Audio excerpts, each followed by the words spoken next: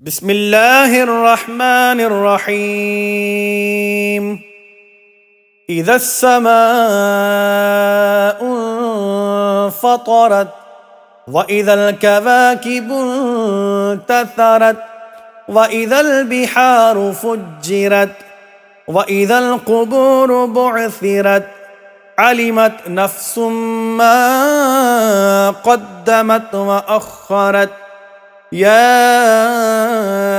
أيها الإنسان ما غرك بربك الكريم الذي خلقك فسواك فعدلك في أي صورة ما شاء ركبك. كلا بل تكذبون بالدين وإن عليكم لحافظين كراما كاتبين يعلمون ما تفعلون.